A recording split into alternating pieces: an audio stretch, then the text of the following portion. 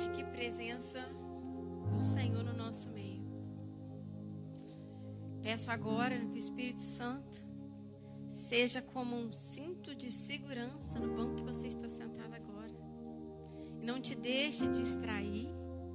Não deixe a sua mente ou o seu coração, as preocupações da sua vida visitarem outros lugares, senão o que Ele vai ministrar para a gente aqui no dia de hoje. Amém?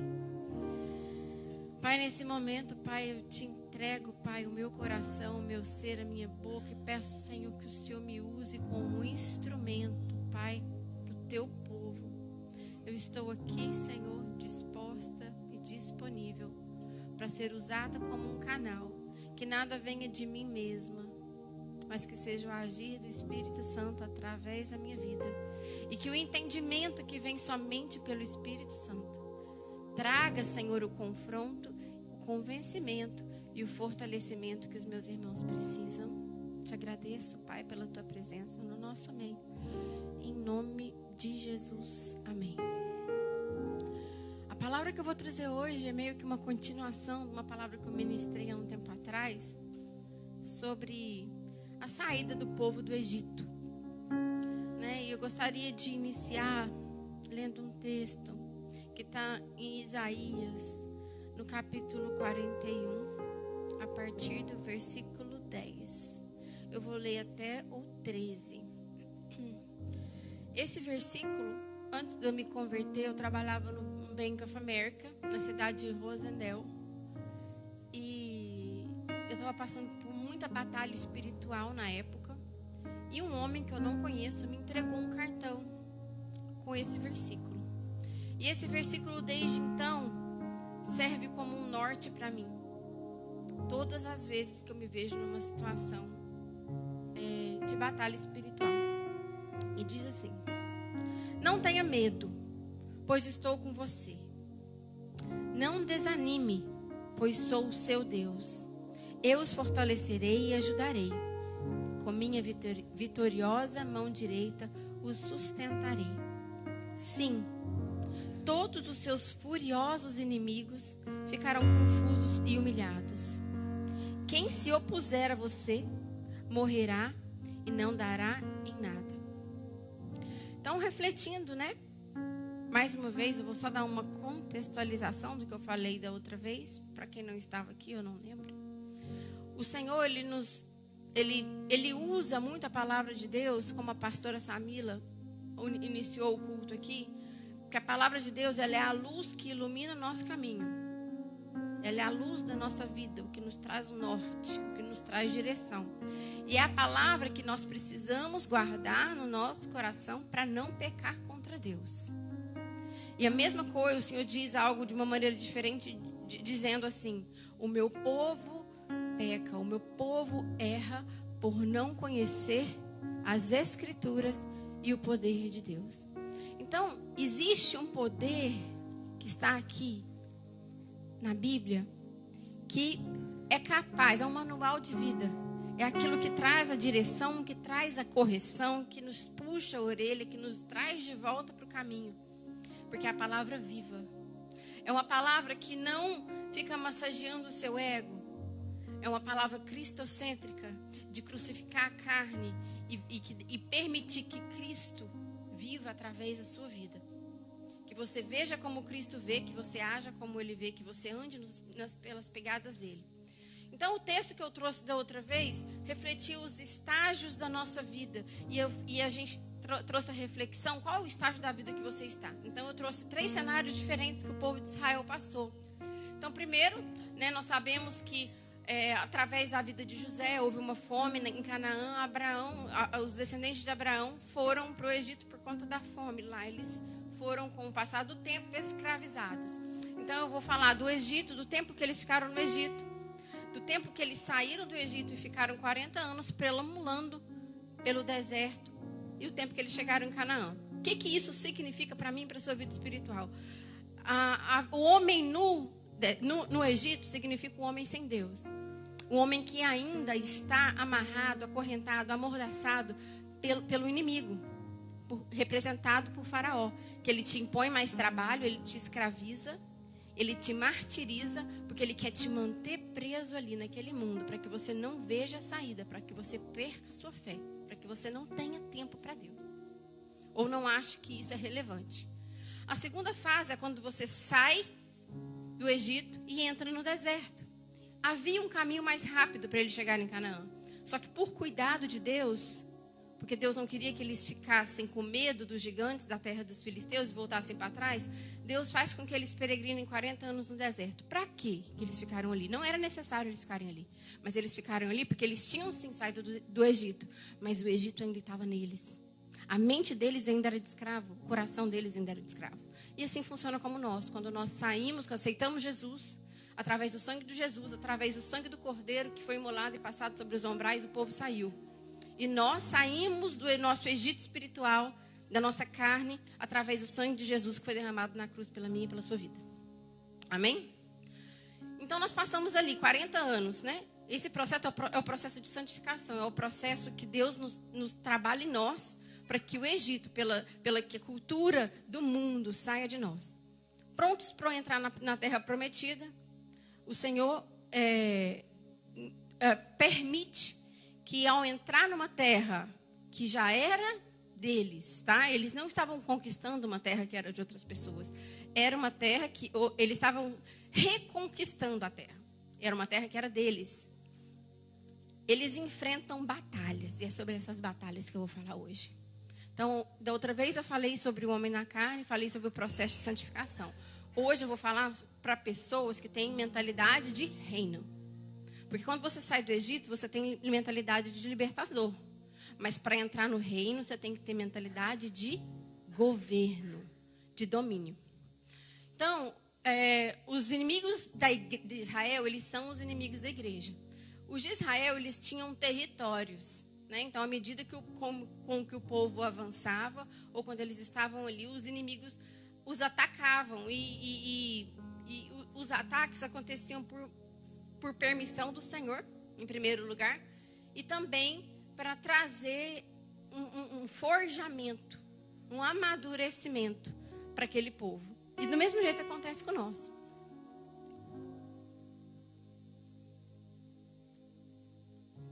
Deixa eu tentar mudar. Muda para mim, Renato, que eu não estou conseguindo mudar, não.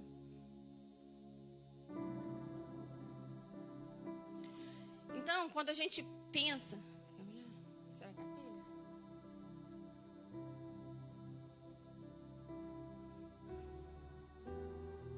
Ah, eu escrevi igreja errada, agora que eu vi. Obrigada. Então, esse salmo é um salmo que, quando estamos passando pelas dificuldades da vida, pelas batalhas espirituais, pelos ataques do inimigo, independente da área, esse é o salmo que deveria estar conosco, gravado no nosso coração. Elevo meus olhos para os montes, de onde virá o meu socorro? O meu socorro vem do Senhor, que fez os céus e a terra. Propósito dos inimigos de Israel. O primeiro propósito, como eu disse, era de trazer arrependimento, né? E o segundo, de trazer maturidade. O povo de Israel, eles viviam em um ciclo. Quando a gente lê, principalmente, né, Êxodo, Números, né, o Pentateuco em geral, aí a gente vai ali para Josué, Reis, Crônicas, narra praticamente todos os inimigos que Israel teve. E não foram poucos, foram inúmeros. E cada um tinha uma estratégia de guerra diferente, cada um tinha armas diferentes, e cada um tinha objetivos diferentes. E o Senhor permitia aquele povo atacar. E é engraçado que até quando ele se refere a Nabucodonosor, que foi lá na frente, no exílio babilônico, ele se refere a Nabucodonosor, que oprimiu o povo, como meu servo. Um homem que nem conhecia Deus. Mas o Senhor estava usando aquele inimigo para servir como chicote para o povo. Então eles viviam, né? Eles caíam no pecado. Aí o Senhor usava os inimigos para oprimir eles. Eles caíam na opressão. No meio da opressão, eles se arrependiam, clamavam a Deus. Deus ouvia e trazia livramento sobre eles. Passava pouco tempo, mais uma vez, eles caíam em pecado e o ciclo recomeçava. Isso aconteceu, talvez, eu não sei, umas 100 vezes em toda a Bíblia, eu não contei, mas uma vez seguida de outra. Então, a nossa maturidade espiritual, é importante que a gente entenda isso. Que para a gente ser maduro na fé, nós precisamos ter experiências que nos amadurecem. Por isso que a palavra diz que a gente deve se alegrar quando a gente passar por problemas. A gente deve se alegrar quando a gente passa por conflitos. Porque são nesses conflitos que o Senhor está nos dando oportunidade de amadurecer. Porque Ele quer nos levar a níveis maiores. E níveis maiores significa batalhas maiores, ataques maiores. Então, se a gente não conseguir vencer aqui embaixo, a gente vai perecer aqui em cima muito facilmente. Então, por cuidado, o Senhor, Ele nos amadurece e usa pessoas, usa autoridades, usa situações para nos trazer esse amadurecimento. Então, o Senhor permitiu os ataques sobre Israel por 2 motivos. Primeiro, por desobediência. Segundo, para trazer amadurecimento. E a mesma coisa é para nós. Então, qual que é o ataque de Satanás hoje sobre as nossas vidas? Ele quer, primeiramente, assim como ele fez no passado, deturpar a nossa identidade em Deus. Do mesmo jeito que ele fez com Adão e com Eva lá atrás, ele repetia. Né? Ele repetia a mesma coisa. E ele busca em nós as vulnerabilidades. Cada um de nós temos as nossas próprias vulnerabilidades, né? Aquelas áreas da nossa vida que ainda estão desprotegidas, as brechas que nós deixamos, e o inimigo entra, e ele nos observa, ele é astuto, e a palavra diz que a gente deve vigiar e ser sóbrio, quer dizer, tudo que nos distrai, que a gente sai da nossa posição de vigia, e tudo que tira a nossa sobriedade, que tira o nosso poder de decisão, o nosso discernimento, a gente deve se afastar. A gente tem que ser vigilante e sóbrio. Porque o inimigo das nossas almas, Satanás, ele é como um leão que fica em volta, esperando a oportunidade para nos abocanhar e tomar as nossas vidas. Então ele procura, ele nos observa. E ele vê qual que é a área da nossa vida que está desprotegida. Porque a minha vulnerabilidade é diferente da vulnerabilidade de vocês. Então, ele não usa a mesma estratégia com todo mundo. Então, por isso que a gente precisa vigiar e ter a noção na nossa mente que nós estamos em batalha o tempo todo. Eu brinco, se a gente visse o mundo espiritual, se Deus abrisse a nossa visão espiritual e a gente pudesse ver o que realmente acontece na esfera celestial, a gente pedia para Deus recolher a gente. Porque é uma batalha intensa. É uma batalha que acontece todos os dias contra as nossas almas. Contra as nossas famílias. E se a gente não tiver essa vigilância, ele vai entrar por essas áreas que a gente não está cuidando. Porque, por exemplo, se eu tenho um reino, né? Eu dei esse exemplo da outra vez. Um reino lutando contra outro reino. Eles tinham, normalmente, muralhas que protegiam ele. Quando tinha alguma área daquela muralha que estava estragada ou que o muro estava baixo, o que automaticamente aquele rei fazia? Ele aumentava a vigilância naquela área. Porque ele sabia que o inimigo poderia entrar por lá. E é isso que nós devemos fazer. Estar sempre vigilante. Então, se você sabe que você tem uma debilidade naquela área, que você está abrindo uma brecha em uma área, vigie ela. Seja sóbrio, seja vigilante. Os reis de Israel, eles enfrentaram inúmeros inimigos, como eu disse. E cada um tinha uma estratégia diferente. E eu não vou citar todos, porque são muitos. Então, eu separei somente 3, que para mim são os mais relevantes para esse momento. Foram os que o Senhor, o Espírito Santo, me instruiu para estar trazendo para vocês hoje. E eu tenho certeza que isso tem endereço. Eu tenho certeza, convicção no meu espírito. Porque eu cheguei, né, eu compartilhei com a pastora Samila, que eu cheguei a sentir no meu corpo que havia uma necessidade muito forte para essa palavra aqui hoje. Como eu disse, níveis maiores, batalhas maiores. Então, quando no Egito você teve um nível de ataque, né? No deserto, outro tipo de ataque. E em Canaã, os níveis vão se intensificar. Quando o povo entrou, eram 7 nações cananitas e mais as circunvizinhas que lutavam conjuntamente contra eles. Eles se aliançavam juntos para lutar contra Israel, que era um povo diante deles muito insignificante, muito pequeno. Mas eles não conseguiam compreender. Por que será que eles lutavam tanto contra Israel? Primeiro, Israel se diferenciava deles, porque, primeiro, a religião deles era politeísta. A religião deles tinha imagem de escultura. Eles criam vários deuses, então eles se diferenciavam. E eles percebiam que aquele povo, por mais que era pequeno, comparado com eles se sobressaíam nas batalhas. Então, eles trabalhavam juntos para dizimar Israel. Do mesmo jeito que o mundo espiritual hoje trabalha de dia e de noite para destruir a minha e a sua vida. Então, como que o inimigo ataca? Hoje é culto de família, então eu vou trazer referências com relação à família e descortinar os inimigos que trabalham contra a minha e contra a sua família. Por quê? A gente entendendo que a gente está em guerra, a gente conhecendo o nosso inimigo, entendendo as estratégias que ele usa, a gente luta com as armas certas. Lembrando que as nossas lutas, as nossas batalhas, não é contra carne e sangue.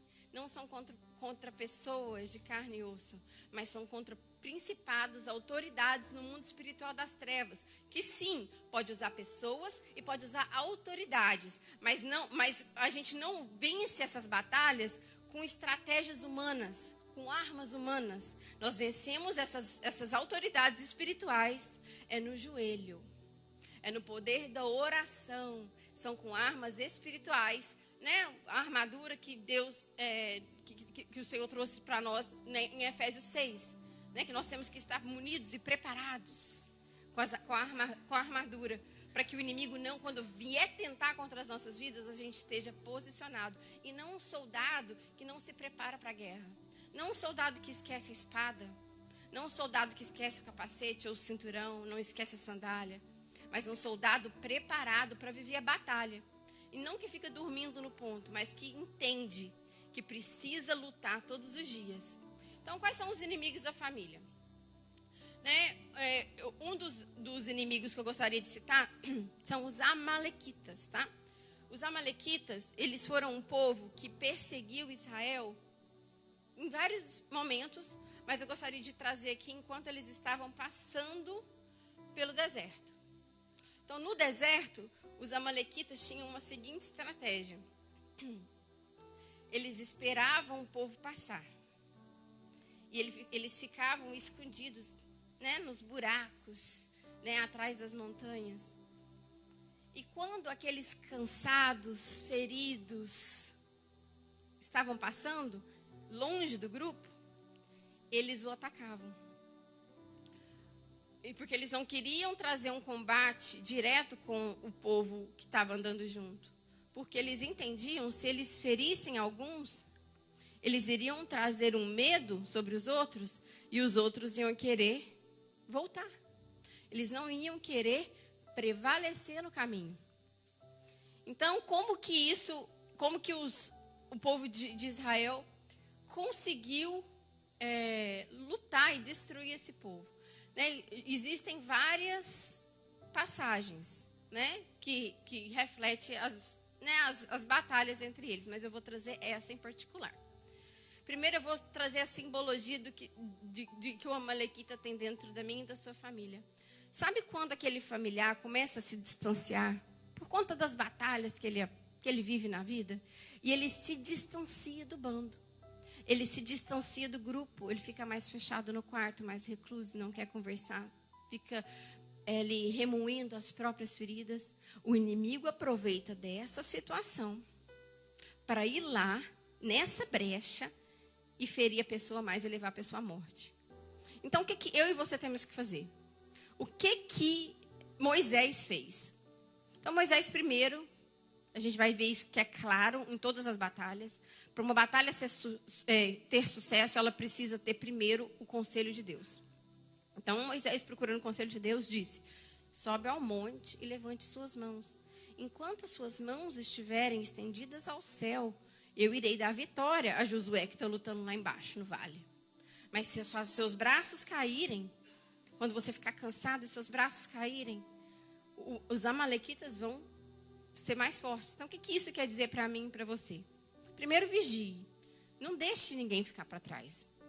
Porque você já viu como que o leão ataca? ele ataca os mais fracos, ele ataca os mais velhos, né, os filhotes. E a mesma coisa acontece no mundo espiritual. Ele ataca quem está fraco. Então, se você percebeu que tem alguém dentro da sua família, seu marido, seu filho, sua esposa, que está enfraquecendo, que está se distanciando, busque para perto. Busque para perto. E se você não estiver conseguindo, se a luta estiver muito grande, faça como Moisés. Chame 2 da sua confiança para segurar seus braços quando você estiver cansado. 2 para estar com você ali pelejando e orando e apresentando aquele ente querido ao Senhor. Não desista da sua família. Não deixe para lá. Não deixe acontecer. A Deus dará. Mas lute pelas suas famílias. Não impeça que esse inimigo, que aproveita de situações e momentos de dor para nos trazer morte. O outro que eu gostaria de apresentar são os filisteus. Os filisteus, a batalha mais... Outra vez, foram várias batalhas com os filisteus, mas a mais conhecida de todos nós é a batalha de Davi com Golias. O que os filisteus significam no mundo espiritual para nós? Significa a intimidação e o medo. Lembra quando Davi chegou ali? O que ele viu? Ele viu um exército todo escondido dentro das cabanas. Todo tremendo de medo. Porque o gigante, o que ele fazia? Ele trabalhava na intimidação. Ele trabalhava no medo. Ele trabalhava na insegurança. Ele trabalhava no sentido, olha, eu sou muito grande, vocês é muito pequeno, o seu problema é muito grande, você é muito pequeno. Então, ele trabalhava no medo. Então, eu quero perguntar aqui para você hoje, qual o seu medo? Qual o seu medo? Será que você tem medo dos desafios que é morar na América? Será que você tem medo do inverno que está chegando? Talvez o trabalho cai no inverno. Será que você tem medo da imigração? Será que você tem medo de uma autoridade governamental? Qual o seu medo? Eu quero te dizer algo. Com o espírito de filisteu, com o espírito intimidador que tenta te paralisar, tenta te amedrontar, tenta te fazer esconder, a gente não negocia. A gente não conversa. A gente derruba. E a gente só derruba se a gente enfrentar, porque foi o que o Davi fez. E a gente não derruba com armas naturais. A gente não derruba com espada. A gente não derruba com a armadura emprestada de outras pessoas. A gente derruba pelo poder de Deus. É quando a nossa fé é fortalecida e a gente sabe que o Senhor é conosco, que Ele é o Senhor dos exércitos. Então a gente vai e derruba aquele gigante. A gente arranca a cabeça dele para que nunca mais ele se levante contra um espírito opressor, intimidador e que nos paralisa através do medo. Os midianitas. Esse é um espírito que tem falado muito comigo esse ano. Em vários momentos. Em vários momentos Deus tem trazido essa batalha espiritual e aberto meus olhos em muitos momentos. Os midianitas também foram vários combates, mas o que eu gostaria de trazer aqui foi quando, no tempo de Gideão, está no livro de Juízes, os midianitas, eles invadiam a terra de Israel e eles roubavam tudo que era produzido. E algo que me chamou a atenção é que eles eram astutos e eles esperavam, eles sabiam exatamente o momento de fazer. E eles faziam da seguinte forma: eles não impediam o povo de arar a terra. Eles não impediam o povo de semear a terra. Eles não impediam o povo de fazer a colheita. Mas quando estava tudo pronto, quando eles iam celebrar, eles iam festejar a colheita, eles iam lá e roubava a celebração. Deus tem feito isso com a sua vida? Deus não, o inimigo, né? Deus nunca faz isso. Mas o inimigo tem feito isso com a sua vida? Você tem sofrido batalhas nessa área? O que ele faz? Ele permite que você trabalhe. Ele permite que você consiga ter uma casa confortável. Ele permite que você tenha uma esposa, um marido, uma família saudável, filhos saudáveis. Ele permite que você compre um carro novo. Ele permite que a sua conta esteja abastecida. Só que ele tira a sua celebração. Ele permite que você planeje aquela festa maravilhosa. Ele permite que você organize aquela viagem dos seus sonhos. Só que ele tira a sua celebração. Como que ele faz isso? Quando você está a ponto de celebrar, por exemplo, você planejou uma viagem. E é uma viagem que você olhou tudo, comprou as passagens, fez o roteiro, está tudo organizado, você foi. Chegou no seu destino, sua mala sumiu. E ali você vai ter que ficar naquele processo ali, né? De procurar a mala. Se você não vigiar, nesse momento, é o momento que ele prevalece sobre você, porque ataques todos nós sofremos, né? O que nós não podemos é deixar que o inimigo prevaleça sobre nós.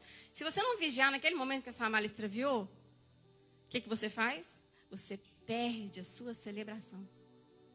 Você perde a sua celebração e começa a murmurar, e ali acaba tudo para você, porque saiu do seu controle. Então você não simplesmente coloca em pesar a sua celebração, mas a celebração de quem está perto, porque você não vigiou e o inimigo prevaleceu sobre a sua vida. E algo que me chama a atenção em Gideão, que foi quem Deus levantou como libertador nesse povo, é que ele tinha um espírito de coletividade. Ele não pensava só nele. O que ele disse? Quando o anjo do Senhor visitou ele e disse: Abraão, homem valente. Gideão, homem valente. Deus é contigo, não tenha medo. E ele disse: Senhor, se é realmente conosco. Ele podia dizer: é comigo? Então fica caladinho, que a bênção é só comigo. Não fala alto, não, porque está todo mundo passando por opressão aqui, mas o negócio é comigo, não é? O Senhor está comigo, então me dê vitória. Não, ele não fez isso. Ele teve um espírito de coletividade. E isso foi com que fez ele conseguir libertar aquele povo. E o que ele fez? Né? A gente sabe da história, né? Tinha muitos valentes com ele, e ao longo do caminho, Deus disse: não, tem muita gente com você. Libera o povo, porque se for com muita gente, a glória vai ficar, porque o exército era numeroso. E eu não divido a minha glória com ninguém, então vai com poucos. Chegou no final, Gideão enfrentou aquele exército midianita e teve êxito. Por quê? Ele foi na força de Deus em primeiro lugar e ele não deixou de celebrar. Independente se estavam roubando dele, se ele estava lá tendo que, né, ir por lagar, malhar trigo, escondido. Ele tinha que viver numa situação de opressão, de medo. Ele não permitiu que aquela situação o intimidasse. E como libertador, ele não libertou somente a si mesmo, mas todo um povo. Amém? Que a gente tenha essa noção de coletividade. Que quando as coisas saírem do nosso controle, quando o inimigo midianita tentar tirar sua paz, tentar estragar sua festa, tentar atrapalhar sua viagem, tentar te cegar para você não ver a esposa boa que você tem, o marido bom que você tem, os filhos abençoados. Quando o inimigo tentar tirar a sua paz no seu trabalho, quando o inimigo tentar roubar a sua celebração, se levante como Gideão. Pense no coletivo e não deixe de celebrar. A mala extraviou, glória a Deus. Vamos para a praia.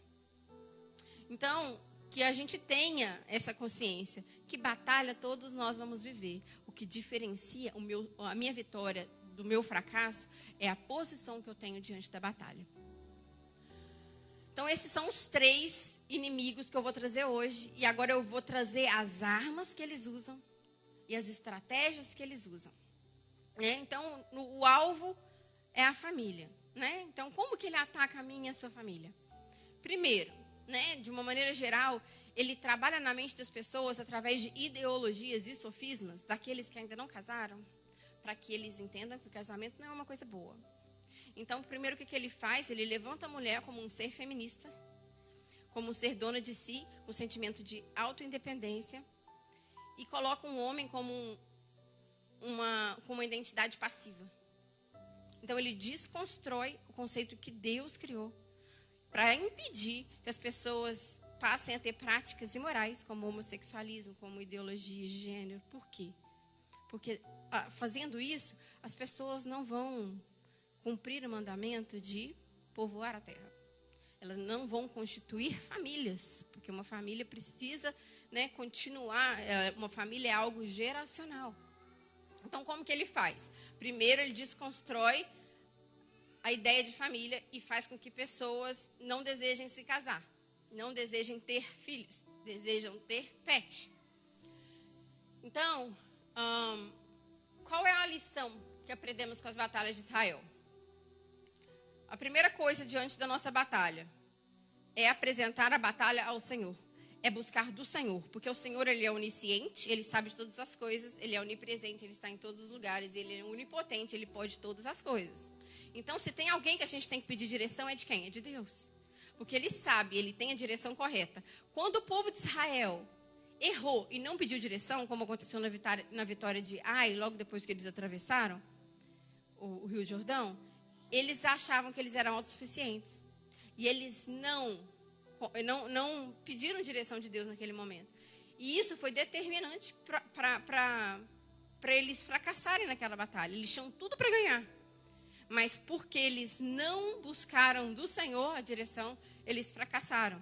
Então, primeira coisa, quando você tiver com uma dificuldade, sentiu que tem batalha espiritual contra a sua vida, peça a direção de Deus, peça a Deus sabedoria. Outra coisa que aprendemos, que as guerras vêm para nos fortalecer. Então, busque a maturidade que Deus está querendo te dar naquele momento. Santidade e fé é o que Deus busca de nós.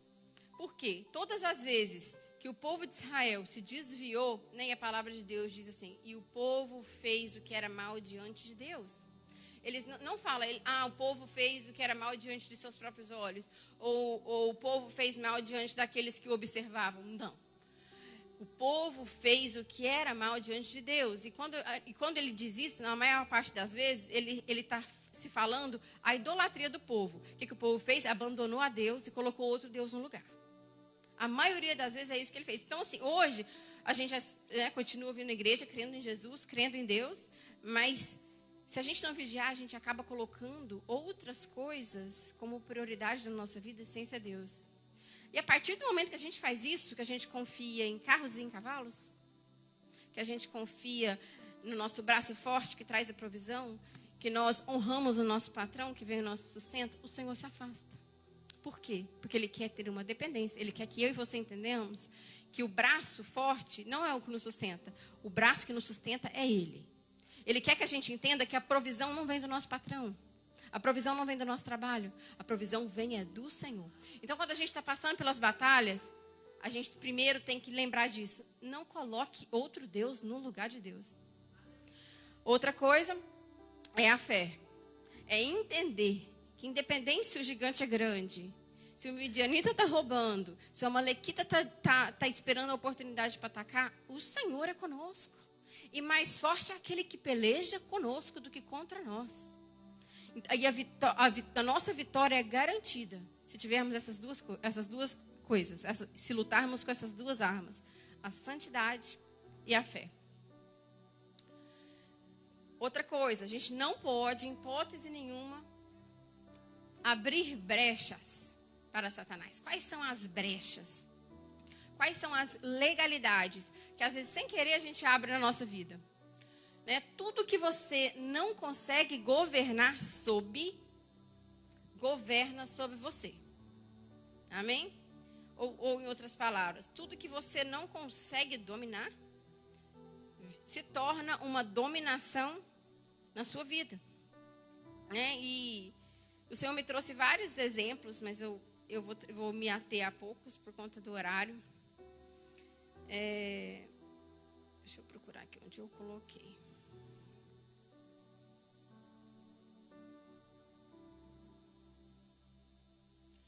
Emoções é uma porta, vícios é outra porta e finanças é outra porta.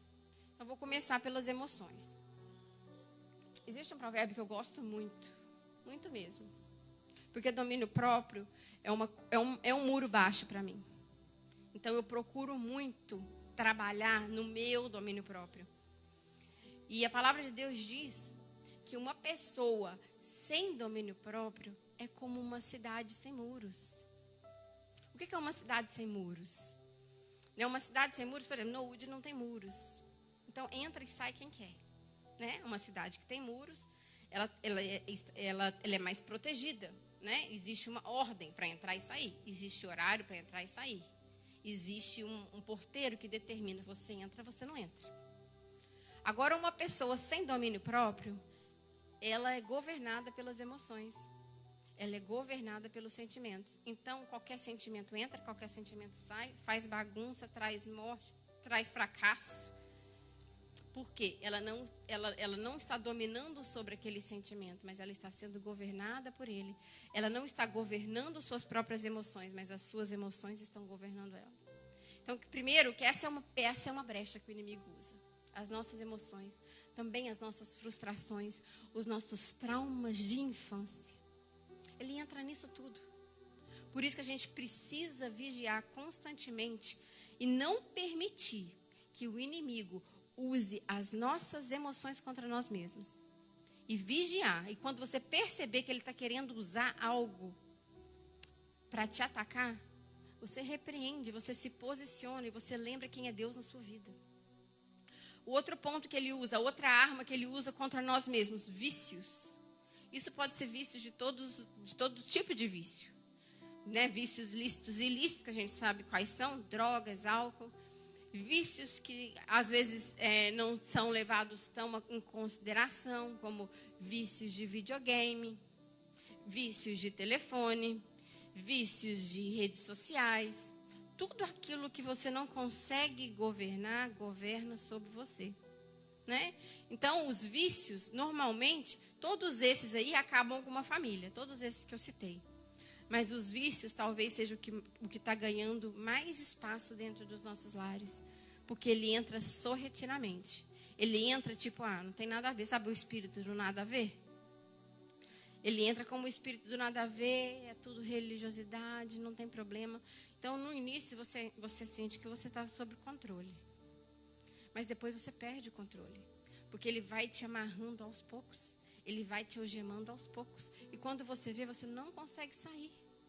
Quando você vê, você não consegue ficar sem. Outra coisa também, né? Há um estudo que foi feito entre as pessoas cristãs dentro de igrejas, que um problema entre os cristãos, homens e mulheres, né? Que antes a gente achava que era só homem, mas homens e mulheres, é o conteúdo pornográfico. É o uso de conteúdo pornográfico. O que isso faz? Porque isso tem efeitos no cérebro similantes à cocaína. Então, ele destrói neurônios. Então, o que faz? Ele traz prejuízo tamanho e ele atinge principalmente a área do casamento. Por quê? Porque geram sentimentos quando a outra pessoa descobre, né? A outra pessoa se sente mal ou se sente com desejo de vingança, enfim, né? Cada pessoa responde de um jeito. Mas também ele ataca a pessoa biologicamente, fisicamente. Por quê? Um homem que consome esse tipo de material, ele tem disfunções sexuais. Ele tem disfunção erétil, ele tem ejaculação precoce ou tardia. Nas mulheres, ele atinge hormonalmente. Então, a mulher, ela perde o libido. O hormônio que produz o libido da mulher cai. Então, ela passa a não ter desejo sexual. Então, o que isso faz? Isso acaba com o casamento. Então, essa é uma brecha. E, às vezes, começa assim, só um vídeo que eu recebi no WhatsApp. Gente, o inimigo, ele não coloca uma pedra grandona no seu caminho para você cair, não. Porque se ela for grandona, se ela for muito óbvia, você vai desviar dela. É as pedras pequenas que te deixam cair. Por exemplo, se um homem recebe uma cantada explícita de uma mulher, o convidando para uma traição, ele vai levantar as antenas dele e vai falar assim, não, eu não posso ter uma mulher se eu tenho família. Mesma coisa uma mulher, se ela receber uma cantada de um homem, em primeiro momento ela vai assustar e ela vai sair fora. Agora, se começar com uma mensagem tipo, bom dia, como foi sua noite? Bom dia, você está precisando de alguma ajuda? É assim que começa. É nas primeiras pedrinhas. Só que aí você vai relevando as primeiras pedrinhas, vai pulando ela, vai pulando, vai pulando. Quando você vê, você tropeçou e a sua queda é fatal.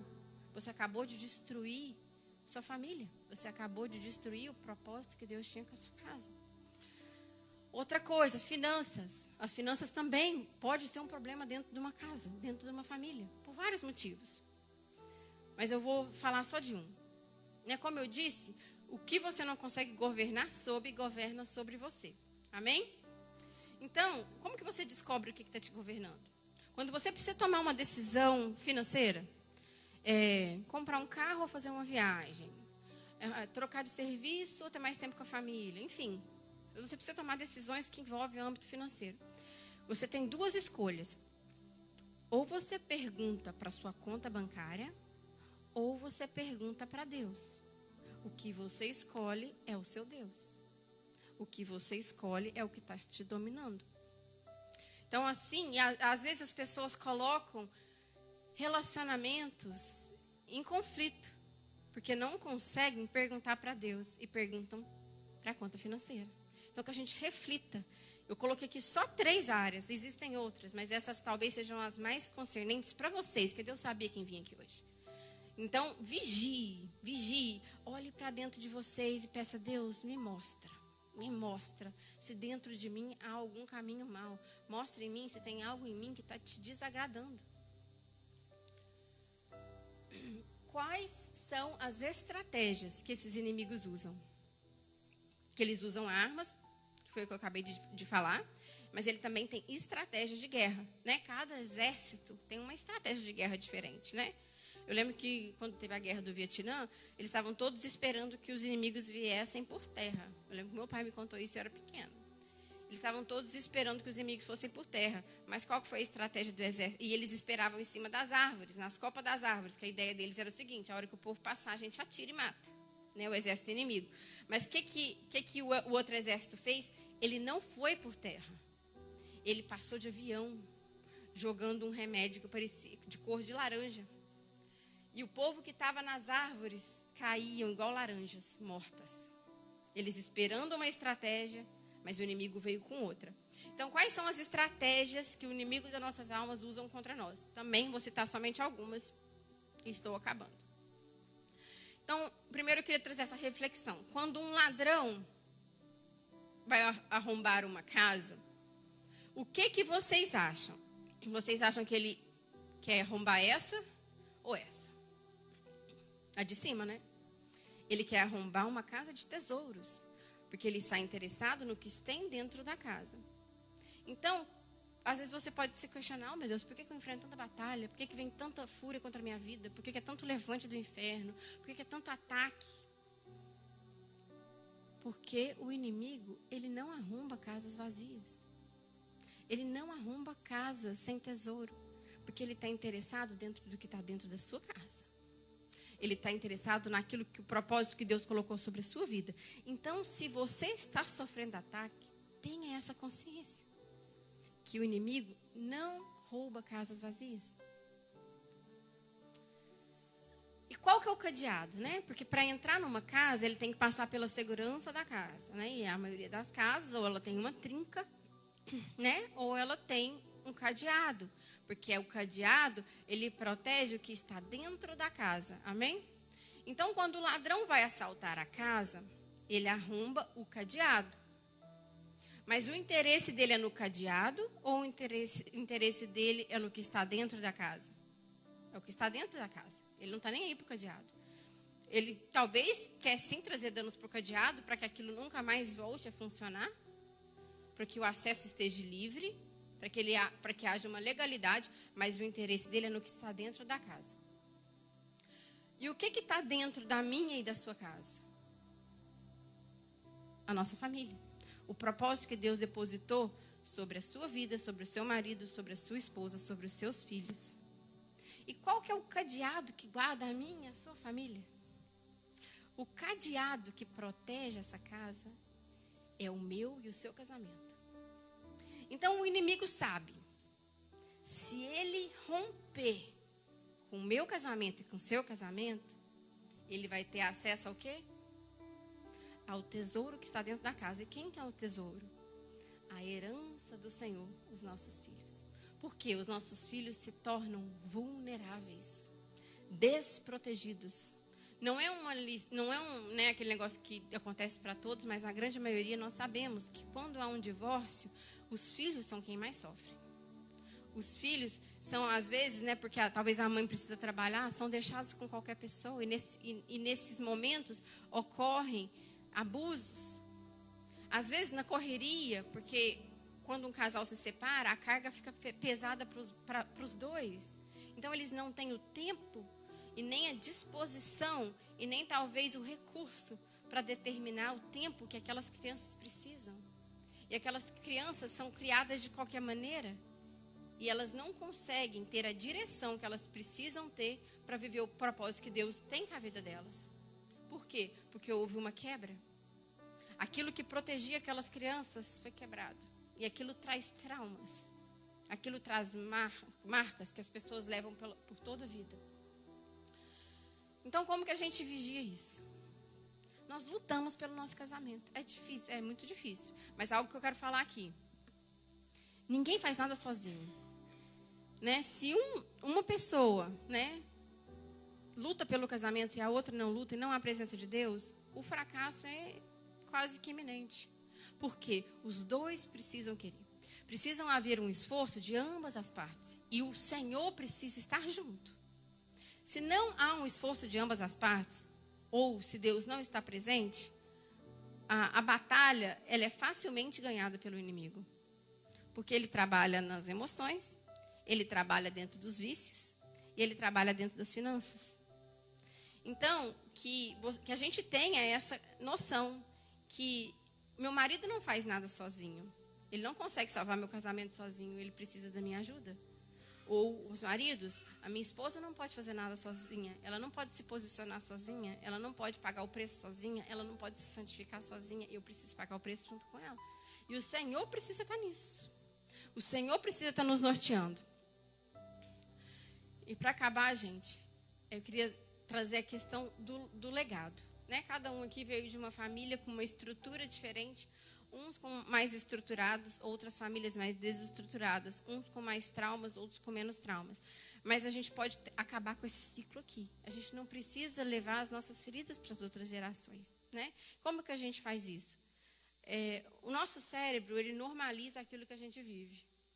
Então, se a gente vive num ambiente saudável, um ambiente que a gente vê carinho, um ambiente que a gente vê respeito, um ambiente que a gente vê companheirismo, cumplicidade, isso se torna normal. E quando a gente se casa, a gente tende a repetir aquilo, porque se tornou algo normal. Mas quando eu vivo em ambientes que isso não acontece, que há brigas, gritarias, xingamentos, desrespeito, traições, abusos, o que acontece? A mesma coisa é verdade. Se torna normal.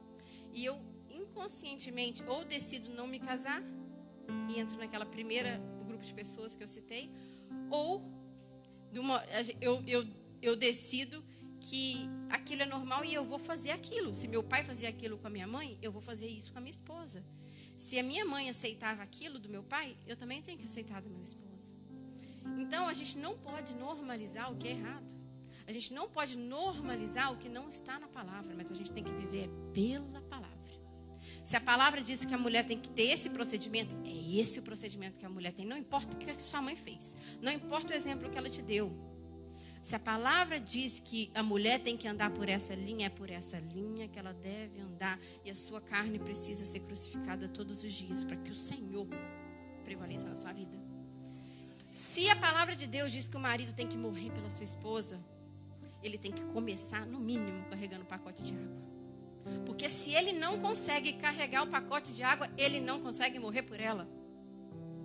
Então, se a Bíblia diz que o homem tem que ser provedor, se ele tem que cuidar, ele tem que proteger a família, é nesse caminho que o homem tem que andar. O sacerdote da sua casa, responsável, que não responsabiliza outras coisas, que não transfere a sua responsabilidade e culpa todo mundo, mas não olha para si mesmo. Então, que vivemos segundo a palavra, que sejamos pais, mães, esposos, esposas, filhos, servos de Deus, conforme a palavra de Deus.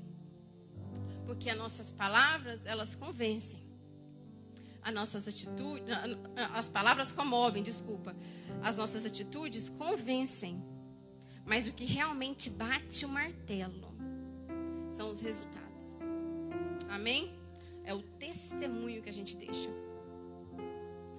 Então, se hoje o cadeado que protege a sua família, o seu casamento está meio velhinho, está meio fraquinho, não está segurando muito a tranca, está fácil de ser arrombado, não hesite em consertar.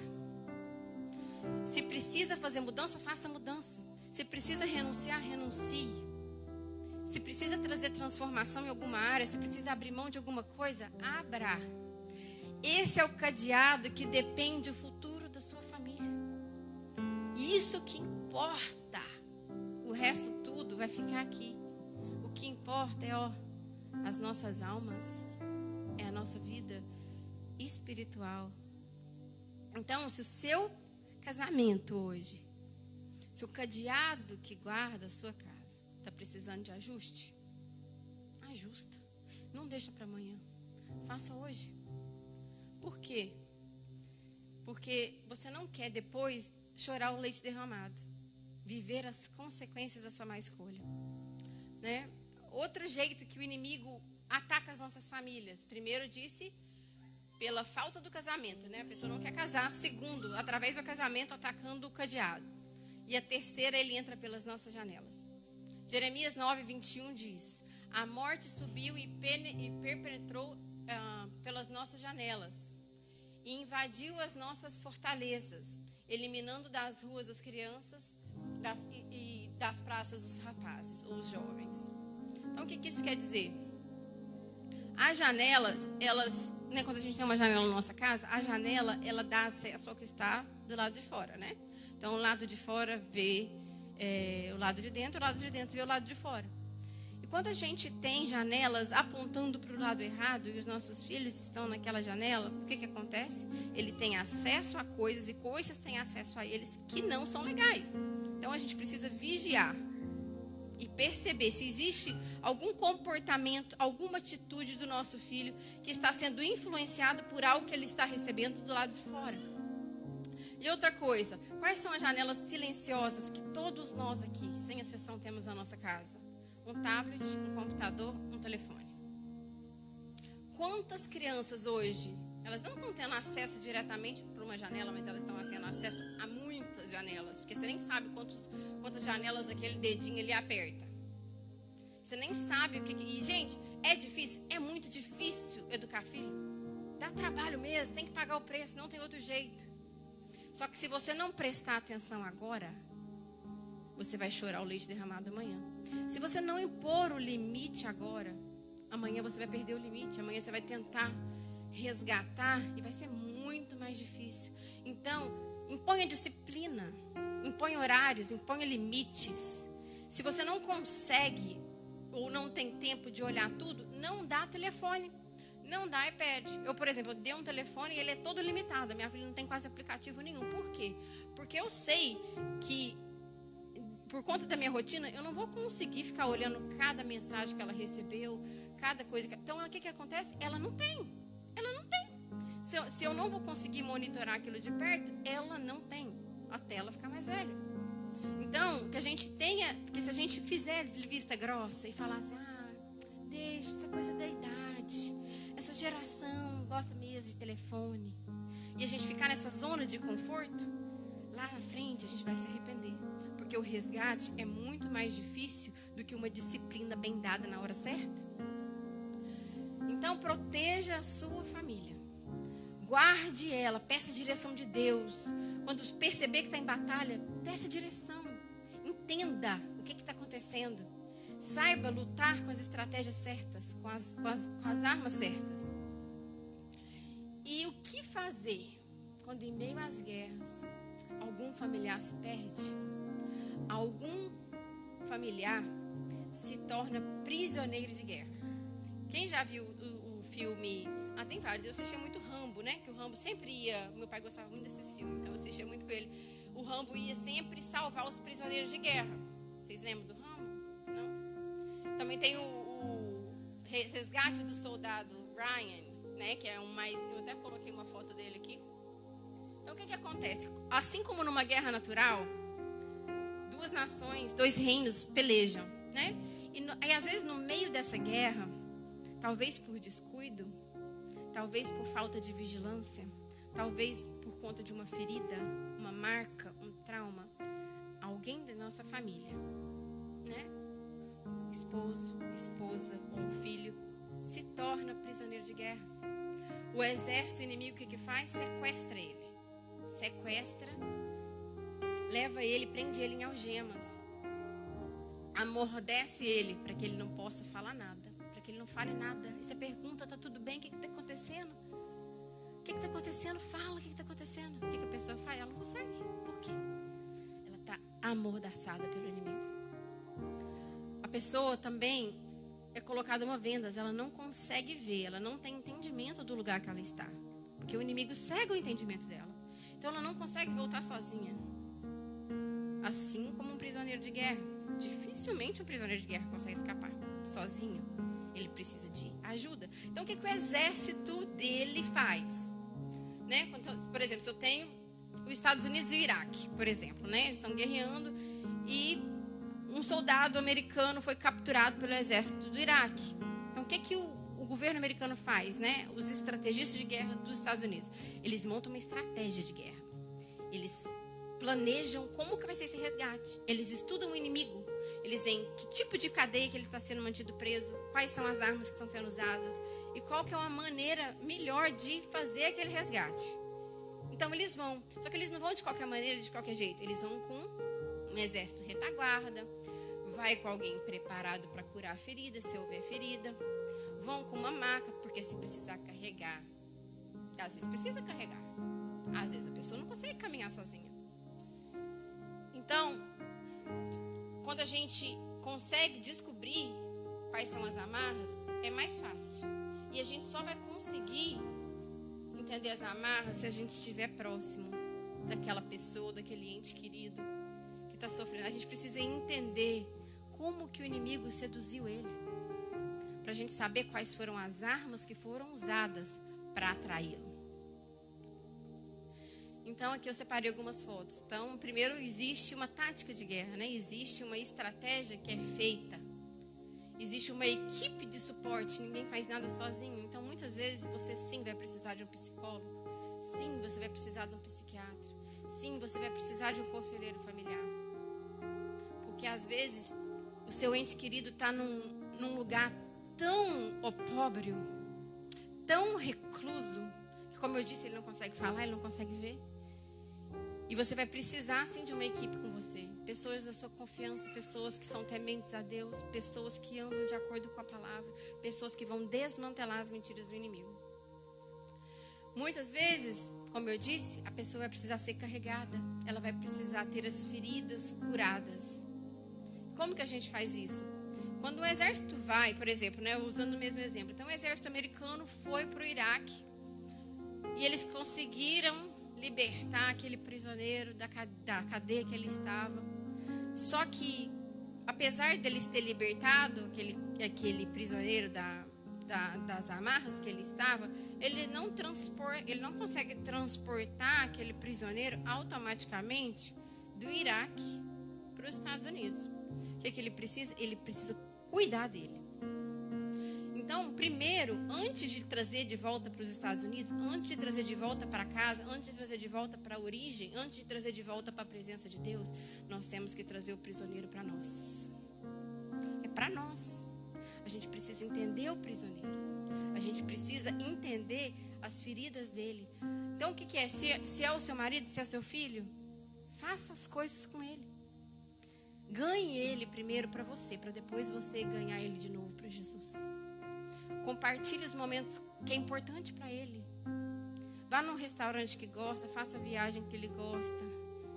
Porque, como eu disse, para resgatar é muito mais difícil. Mas a gente não pode desistir. A gente não pode desistir daquilo que o Senhor colocou nas nossas vidas. A gente não pode desistir dos nossos esposos, das nossas esposas, dos nossos filhos. E a gente tem sim que muitas vezes entrar em território inimigo e fazer o resgate. E que não seja feito de qualquer maneira, como eu disse, mas que seja direcionado por Deus, com as pessoas certas do seu lado. Ganhe ele primeiro para você, traga ele primeiro para você, cuide você das feridas. Restabeleça o relacionamento seu com ele. E automaticamente, diante do seu comportamento, pela presença do Espírito Santo, que traz o confronto, o convencimento e o conforto, ele por si só vai sentir o desejo de ter a sua aliança novamente restabelecida com Deus. Mas primeiro faça você o resgate. Primeiro traga ele para você, para perto de você, para que a confiança, porque imagina uma pessoa que ficou presa, ela está traumatizada, ela não confia em ninguém. Então traga para você primeiro e consequentemente traga para Deus. Então que eu trouxe essas imagens que elas sempre falaram muito comigo, porque eu imagino que o mundo espiritual é assim. Se o Senhor descortinasse, né, para a gente ver, eu acho que seria mais ou menos isso, né? Aqui não está mostrando, mas aqui é um leão, né? E a parte do Espírito está saindo de dentro da palavra. Quer dizer, a palavra que nos forja para lutar contra o leão, né? Que o esposo ore pela esposa, que a mãe proteja o filho dos dardos inflamados de Satanás, das sementes de joio que o inimigo quer o tempo todo semear no coração dos nossos filhos, para levar eles para outro lado sem ser a presença de Deus. Que um pai se posicione como um sacerdote, como um protetor dentro de cada lar. Tem algo que eu gostaria de falar, principalmente quando... Isso é a última coisa, se vocês não gravaram nada do que eu falei, grava só essa parte. Principalmente quando nós precisamos fazer a operação resgate, principalmente nesse momento, mas em todos os momentos que estamos passando por batalha. Existem duas armas secretas que eu gosto muito de trazer. Por quê? Porque é algo que eu vivi e é uma arma que eu usei várias vezes. E é uma arma que o inimigo não prevaleceu contra a minha vida quando essa arma foi colocada em prática. Essa arma é a celebração. Celebre as vitórias pequenas. Celebre os pequenos avanços. Por quê? Quando você traz um elogio, vou trazer um exemplo. Por exemplo, às vezes, o príncipe que faz compra na minha casa, né? Ele que vai no supermercado, já há muitos anos. Às vezes ele não compra o que eu quero. Às vezes ele não compra do jeito que eu quero. Mas eu não brigo com ele porque ele não comprou o que eu queria. Eu celebro e eu elogio a atitude dele. De entender que para mim é mais difícil no supermercado. Então o elogio que eu trago, né, príncipe? Eu fico até emocionada porque é uma verdade, né? Porque é algo que eu vivo. Então quando eu elogio e eu celebro algo tão pequeno, para ele pode ter, tipo assim, para ele não custou nada ele ter ido. Mas o que ele tende a fazer? Ele tende a fazer melhor. Ele tende a buscar me agradar nessa área mais. Agora, se eu criticasse e reclamasse, você acha que ele ia querer fazer compra para mim mais? Não, ele ia falar, vai você. A mesma coisa funciona no contrário, com os nossos filhos. Então, celebre os pequenos avanços. Você pediu para o seu filho arrumar o quarto, mas ele só guardou o sapato. Agradece que guardou o sapato. Celebre o sapato guardado. Porque aquilo vai ficar no inconsciente e ele vai buscar fazer mais. Se a sua esposa não cozinha bem, se você não gosta da comida dela, escolhe uma coisa que ela fez, a salada, e elogie. Elogie, celebre. Porque Aquela salada que você elogiou, o resto tudo estava ruim. Mas você elogiou a salada, no outro dia, o que ela vai fazer? O inconsciente dela, eu vou fazer melhor. Hoje eu vou fazer melhor do que eu fiz ontem. Hoje eu vou fazer a melhor salada. Hoje eu vou fazer o melhor arroz. Então, o elogio, a celebração, é uma arma simples e eficaz. Que nós, eu e você, temos a total acesso. Então, nós não somos perfeitos. Nós não somos esposas perfeitas. Nós não somos mães perfeitas. Nossos maridos não são maridos perfeitos.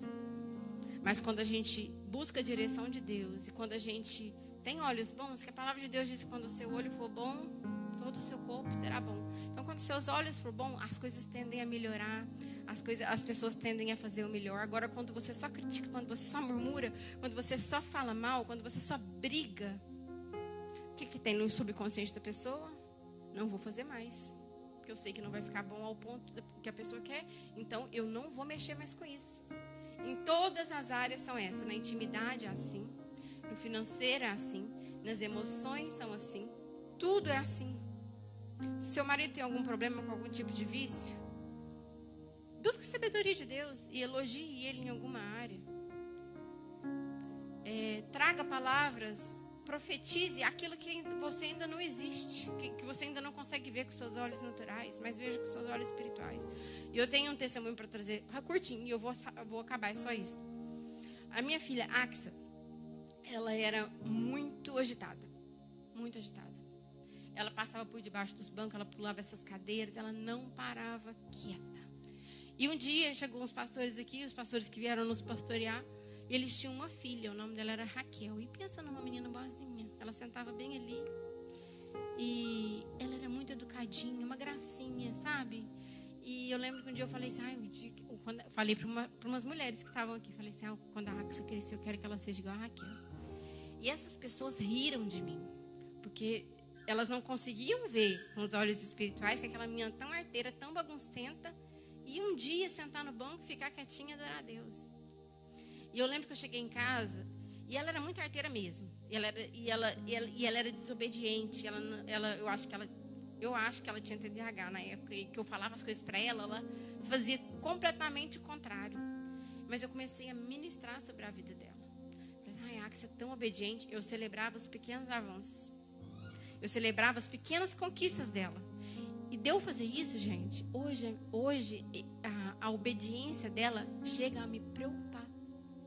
Hoje, o jeito que ela é tranquila, o jeito que ela é calma, eu só escuto elogios. Eu fui fazer aquela reunião de pais e professores.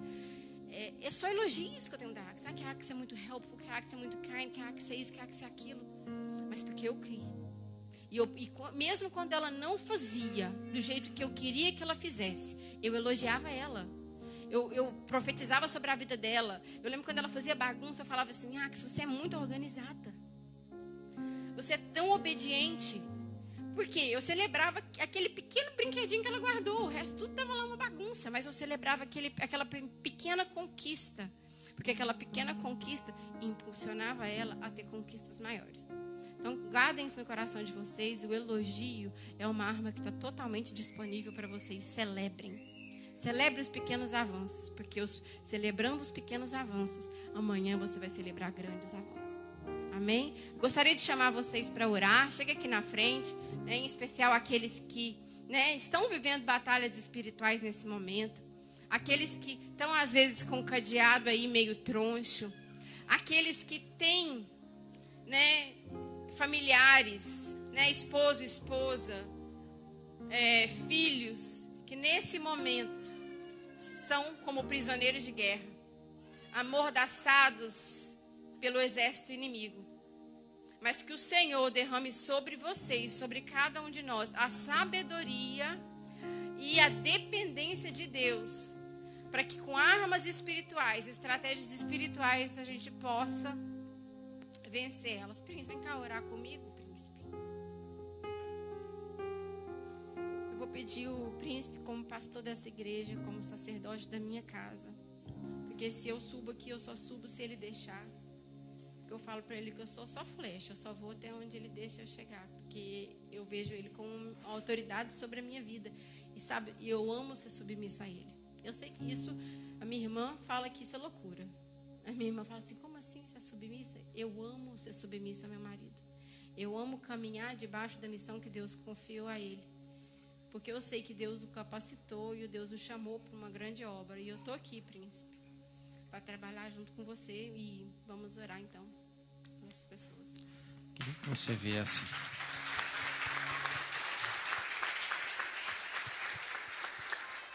Glória a Deus. Queria que você viesse um pouquinho mais para frente. Enquanto o louvor ministra um hino aqui, eu queria que, debaixo dessa palavra de ensinamento que Deus trouxe aqui para os casais aqui hoje, para os pais, mãe, pai, você também que talvez não esteja aqui hoje com a sua família, mas vem aqui à frente. Dê a mão ao seu esposo, dê a mão à sua esposa. Você também que está aqui solteiro, pode vir cá. Apresente nesta manhã a sua família ao Senhor. Eu sei que Solteiros vão casar, amém. em nome de Jesus. Cadê os solteiros? Aí tem um aqui, ó.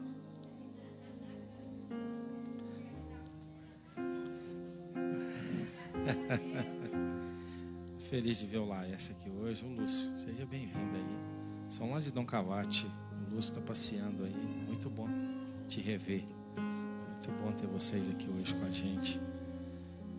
O Daniel ficou caladinho lá no fundo, né, Daniel? Você não falou amém aí? A pastora ministrou aí, liberou uma palavra profética aí.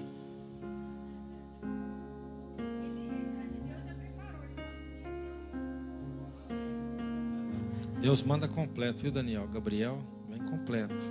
Tudo de Deus é perfeito. Não imaginava ter a esposa que eu tenho hoje. Deus me deu a pastora.